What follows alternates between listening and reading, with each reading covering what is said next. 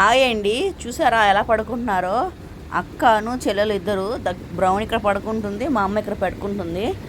వెలుతురు పడుతుందంట కిటికీలో నుంచి. దుప్పటి అక్కడ కప్పేసి పడుకుంటున్నారు. టైం అయితే 5:30 అవుతుందండి. టైం 5:30 అవుతుంది, ఇంకా లెగవలేదు. చూసారా? అసలు లైట్ వేద్దాం, అప్పుడు లెగుస్తారేమో చూద్దాం. ఏ దక్షిత లెగు, బ్రౌనీ లెగు, దక్షిత లెగు, గుడికి వెళ్దాం అన్నావుగా, లెగు గుడికి వెళ్దాం అన్నావు కదా. ఇవాళ సరస్వతి అమ్మవారి అలంకారం చూద్దాం అన్నావు కదా, వెళ్దాం పదా.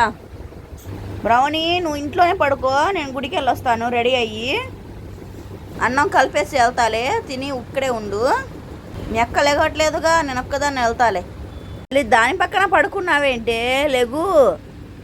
చూసారండి ఎలా పడుకున్నారో ఇద్దరు.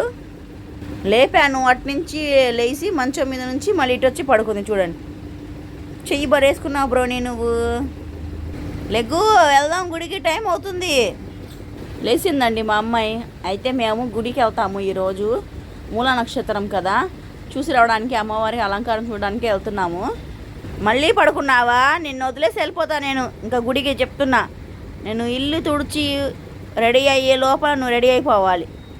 పదా, స్నానానికి పదా. చూసుకున్న చాలే, ఫోన్లో సెలవులు ఇచ్చారు, ఇంకా ఫోన్ పట్టుకొని కూర్చున్నాం. స్నానం చేసిరా, వెళ్దాం. బ్రౌనీ ఎక్కడికి వచ్చేది? గుడికి.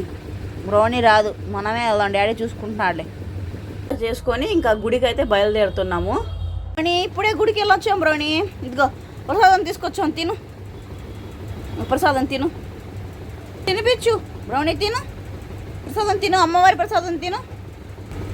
అక్క తినిపిస్తుంది చూడు. మళ్ళీ ఇంకా కొద్దిగా చాలే. గుడ్ గర్ల్ అమ్మ, బ్రౌనీ ప్రసాదం తింది.